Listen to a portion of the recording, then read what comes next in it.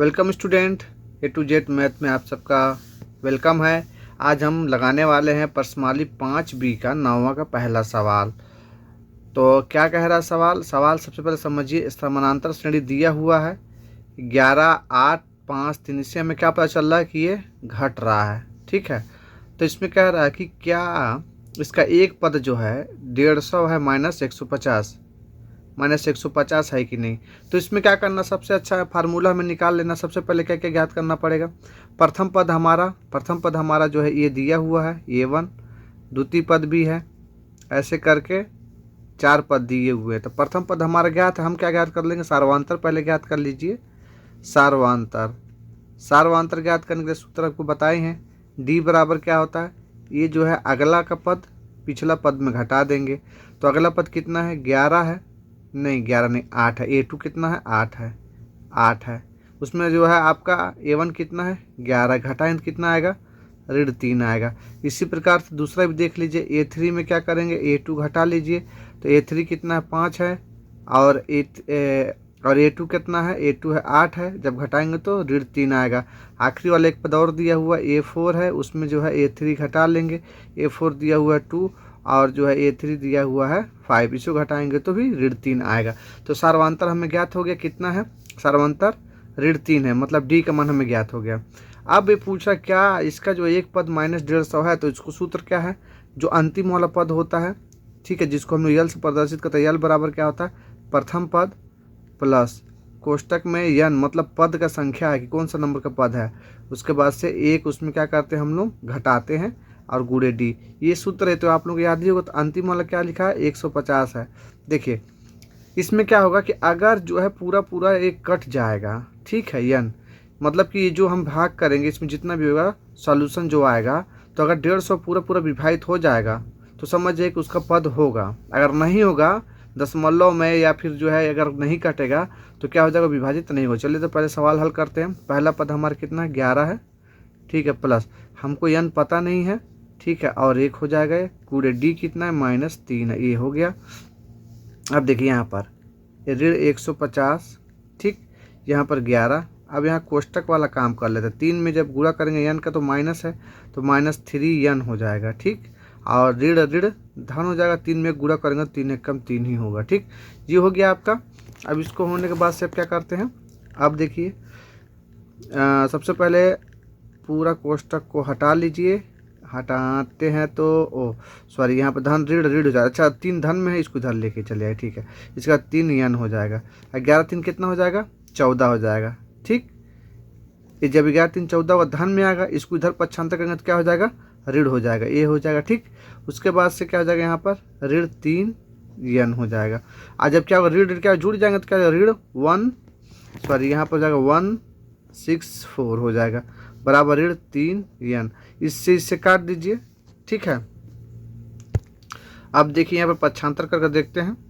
यहाँ पर जो है 164 में जब 3 का भाग देंगे तो देखिए पूरा अगर कटता ही नहीं तो 3 5 15, और यहाँ पर कितना, जब एक हाथ से 14 जाएगा तो 3 चौक के बाद 3 पे 5 नहीं कट रहा है। इसका मतलब क्या हुआ कि यहाँ पर हम क्या हो जाएगा, 164 में ये 3 यन जब लिखेंगे यहाँ पर, तो यहाँ पर लिख देंगे पूरी तरह से विभाजित नहीं हो रहा है। इसका मतलब क्या हो रहा है, इसका मतलब क्या है कि ये जो है इस श्रेणी का जो है एक पद नहीं है, लिख देंगे यहाँ पर। क्या हो रहा है कि पूरी तरह विभाजित नहीं हो रहा है। अगर विभाजित हो जाता तो क्या होता है, इसका एक पद होता, ठीक। तो आई होप आपको ये समझ में आया होगा। ऐसे 164 में जब हम 3 का भाग करेंगे तो ये पूरी तरीके से क्या हो रहा है, विभाजित नहीं हो रही, पूरा तरह से विभाजित होनी चाहिए ये संख्या। इसका मतलब पूर्ण संख्या होनी चाहिए, ठीक है। तो चलिए ठीक है, अब अगला क्वेश्चन देखते हैं। B क्या है, 76, 72, 78, 64 का कौन सा पद शून्य है, ठीक है। सबसे पहले क्या है, आपको पहला पद क्या है, ये पहला पद हो गया, ये दूसरा, ये तीसरा, ये 14। सबसे पहले सार्वंतर निकालते हैं। सार्वंतर क्या होता है, D बराबर क्या होता है, अगला पद में पहला पद जो है और उसका पिछला पद घटाते हैं। तो इसमें क्या है, अगला वाला पद 72 है, 72 में उसका पिछला पद 76, घटाएं तो कितना आएगा, -4 आएगा, ठीक। इसी प्रकार से A3 से क्या करेंगे, A2 घटा लेंगे तो सार्वंतर पता चल जाएगा। A3 कितना है, 68 है, और A2 कितना है, 72 है। इसको जब घटाएंगे तो क्या आएगा, यहाँ भी -4 आ रहा है। आखिरी में क्या दिया है, यहाँ पर दिया A4 में A3 घटा लेंगे तो A4 दिया हुआ 64, और A3 दिया हुआ है आपका 68, ये इसका आएगा, इसका भी ऋण 4, मतलब सार्वंतर कितना आ रहा, ऋण 4 आ रहा। अब फार्मूला लगा लेते क्या, कौन सा पद है, मतलब कौन सा दिख रहा है, 0 दिया हुआ है, यही ज्ञात करना कौन सा पद, इसका नंबर निकालना है, n जो होता है नंबर निकालना है, कौन से नंबर पे आएगा ये। देखो तो फार्मूला क्या है, जो इसका पद कौन सा निकालना है, ये हो गया आपका लास्ट पद, नहीं है कोई सही पद हो, और उसके बाद से फार्मूला होता है पहला पद धन कोष्टक में n-1 गुणे डी। कौन वाला पद निकालना है, 0, 0 मतलब कौन से पद पे आएगा। ठीक है, यहाँ पर A1 का मान दिया ही हुआ कितना है, A1 का मान 76 है, 76 आप लिख लीजिए, अधन n हमको ज्ञात नहीं है, ऋण 1 हो जाएगा, गुणे डी का मान कितना है, ऋण 4 हो जाएगा। ठीक है, अब यहाँ पर 0 के बराबर कब होगा ये, अब 76 यहाँ कर लीजिए, प्लस इसमें जब गुणा करेंगे तो कितना जाएगा, धन ऋण, ऋण 4 n, ऋण ऋण धन, 4 एकम 4, तो धन 4 हो गया। ठीक, अब इसके बाद आप कोष्टक आराम से तोड़ सकते हैं, तोड़ेंगे तो कितना आएगा, 0 बराबर 76, जब तोड़ेंगे तो जाएगा ऋण धन ऋण हो जाएगा। अच्छा, 4 को इधर लेके चले आते, एक साथ हो जाएंगे 4 और ऋण 4n। ठीक, अब 76 4 कितना हो गया, 76 4 हो गया 80 और ऋण 4n, 75 कर लीजिए, 95 80 उधर चले जाते क्या हो जाएगा, 0 ऋण 80, ये धन तो इधर आएगा तो ऋण हो जाएगा, बराबर ऋण 4n हो जाएगा। ठीक, अब क्या हो गया, इसको जब ये घटाएंगे तो कितना, वो सेम टू सेम वही आ जाएगा, 0 में जब 80 घटाएं तो 80 आएगा, और ऋण चिन्ह के लग जाएगा, यहाँ 4n हो जाएगा। अब यहाँ पे इसको 75 ऋण ऋण है तो यहाँ क्या हो जाएगा, धन हो जाएगा। अब ये 80 है, इधर गुणा में है 4, इधर क्या हो जाएगा, भाग में हो जाएगा, बराबर n। और काटें तो कितना आ जाएगा, यहाँ पर 4 दूनी काट 20, मतलब कौन सा पद है, 0 20वां पद है, 0 कौन सा पद है, 0 इस लिखिएगा, इस श्रेणी का 20वां पद है, यही क्या हो जाएगा, आपका आंसर हो जाएगा। अब इसी का सी सवाल देखिए, 9वां का सी क्या कह रहा है, श्रेणी ये दिया हुआ है आपका, तो सबसे पहले इसमें आप जो है पद लिख लीजिए, ये A1 है, ये A2 है, ये A3 है, और ये A4 है, और कौन सा पद 104 है, इसको हम क्या करना है, ज्ञात करना है, n ज्ञात करना है, वो कौन सा पद है। ठीक है, तो यहाँ पर सबसे पहले सूत्र क्या निकाल, सबसे पहले सार्वंतर निकाल लीजिए, d बराबर क्या होता है, अगला पद में पिछला पद घटा देंगे, तो अगला पद कितना दिया हुआ है, 9 दिया हुआ है, A2, उसमें जब 4 घटाएं तो कितना आ जाएगा, ये 5 आएगा। ठीक, ऐसे हो जाएगा। उसके बाद से फिर एक बार और देख लेते हैं, A3 में जो है A2 घटा लीजिए, तो A3 जो है 14 दिया हुआ है, और A2 जो है 19 दिया हुआ है, 9 दिया हुआ है, घटाएं तो क्या आएगा, 5। इसका मतलब सार्वंतर कितना आ रहा है, 5 आ रहा है। चाहे तो जो है अगला वाला पद फिर से ज्ञात कर लीजिए, A4 में A3 घटाएंगे, अगला में पिछला, मतलब 19 में 14 घटाएंगे तो सार्वंतर कितना आ रहा है, 5, मतलब 5-5 का श्रेणी से ये श्रृंखला आगे बढ़ रही है। ज्ञात क्या करना है हमको, कि कौन सा पद 104 है, तो इसमें जो पद यल जो है पद ज्ञात करना है, यल वही सूत्र लगा के लेंगे हम लोग, यल मतलब लास्ट पद भी होता है, यहाँ पर डायरेक्ट आप ये n भी लिख सकते हैं, तो इसमें क्या हमको पद की संख्या पता नहीं है।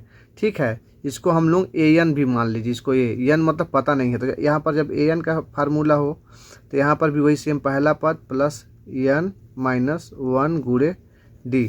तो an जो है हमें पता नहीं, लेकिन ये पता है कि संख्या an कितना है, 104, सॉरी 104 है, 104 है, बराबर A1 का मान जो है हमारा जो है 4 है, प्लस माइनस डी का मान जो है ये तो कुछ कहते हैं, डी का मान 5 आया हुआ। ठीक, अब सवाल लगा लेते हैं, 104 बराबर 4 धन 5 एकम 5, तो 5 n हो जाएगा, ऋण धन ऋण हो जाएगा, 5 एकम 5 हो जाएगा। ठीक, अब यहाँ पर देखिए क्या होगा, यहाँ पर जो है ये ऋण है और ये धन है, घटेगा तो क्या जाएगा, ऋण हो जाएगा, तो 104 बराबर ऋण 1 हो जाएगा और धन 5 n हो जाएगा। ठीक, अब ये पक्षांतर कर दीजिए उधर, जब पक्षांतर जब करेंगे तो इधर ऋण क्या जाएगा, धन हो जाएगा, तो 104 धन 1 बराबर 5 n हो गया। अब जब जोड़ेंगे तो कितना आ जाएगा, 105 बराबर 5 n। अब 5 को जब इधर ले आएंगे, गुणा में इधर भाग में हो जाएगा, तो 105 बटा 5 बराबर n। काटें तो कितना जाएगा, 5 दूना का 10, 5 एकम 5, मतलब n ये हो गया। तो यहाँ पर क्या लिख सकते हैं हम लोग कि 104 श्रेणी का 21वां पद है। ठीक है, चलिए अब अगला सवाल 10वां लगाते हैं।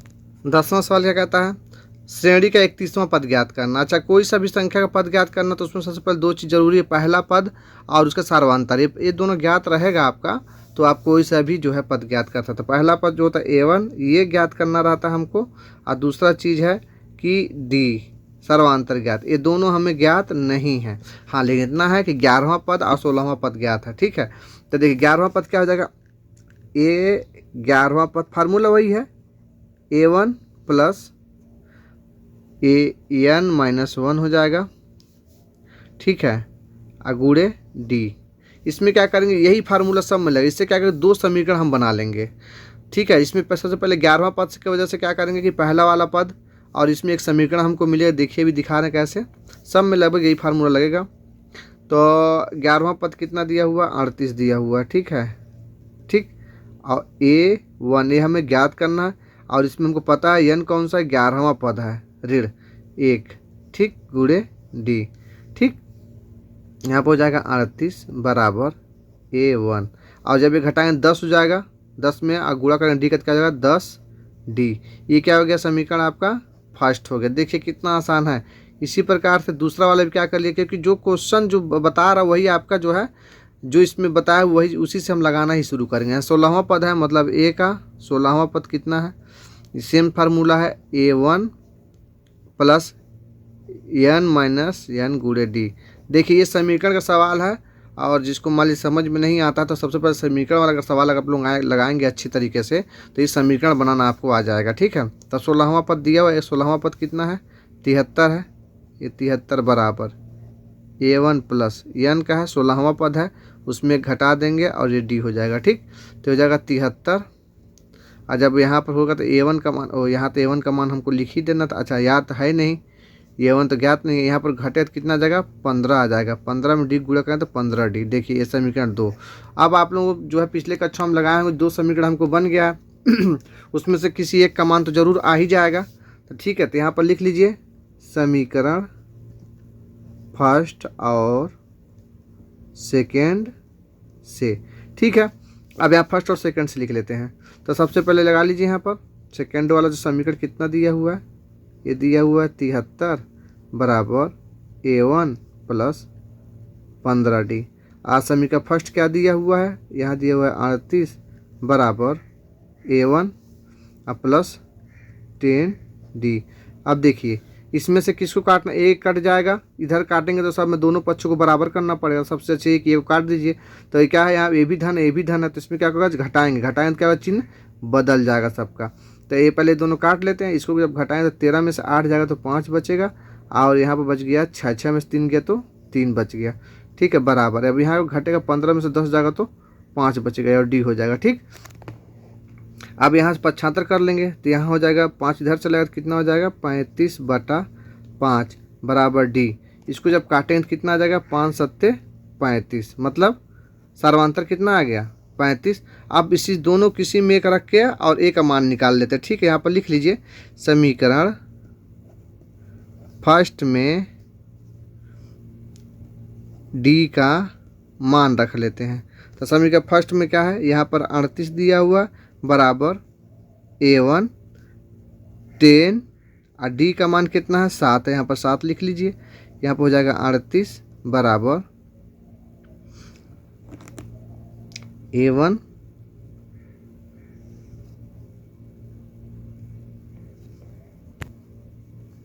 10 10 70 कितना है, 10 7 70 हो गया, ये हो गया। अब 75 कर लीजिए।